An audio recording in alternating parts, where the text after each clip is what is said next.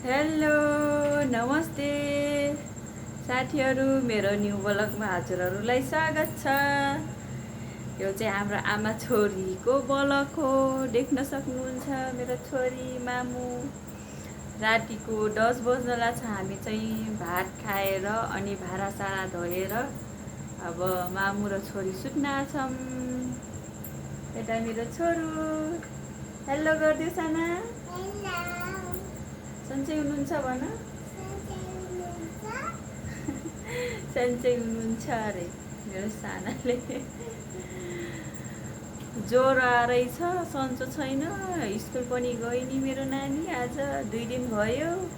स्कुललाई धेरै मिस गरिरहेछ मेरो बाबाले है। मिस गरेको छोरीले स्कुल मिस गरेको रे। अब म टिकी लगाएको छु नि साथीहरू, अनि छोरीलाई पनि टिकी चाहियो रे। त्यो टिकी छुटेर छ। यो बिहान लगाएको टिकी छुट्यो। मुख धोएपछि अब राति कसले टिकी लाउँछ साना? कसले टिकी लाउँछ बाबा?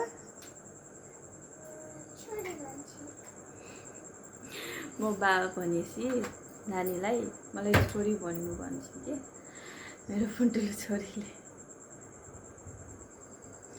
यो चाहिँ मेरो नयाँ भिडियो हो, ब्लग हो। मलाई खासै ब्लग बनाउनु त आउन्न, त्यही पनि म बनाउन कोसिस गर्छु। ल ल ल हातमा लागेको छ टिकीको। अनि छुटाइदिनु मामु, छुटाइदिनु मामु। उता बाहिर कुकुर हाउ हाउ हाउ हाउ गरिरहेछ।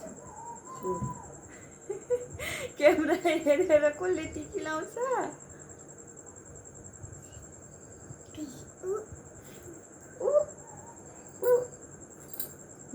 टिकीलाई पोज दिने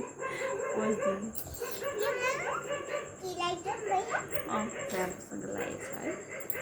ल बाई गरिदेऊ छोरो अब। बाई साथीहरू, आजलाई यति नै। योभन्दा राम्रो भिडियो हजुरको लागि ल्याउनेछौँ हामी। माया गर्नु होला, नराम्रो कमेन्ट नगर्नु होला, राम्रो कमेन्ट गरिदिनु होला, अनि माया गर्नु होला।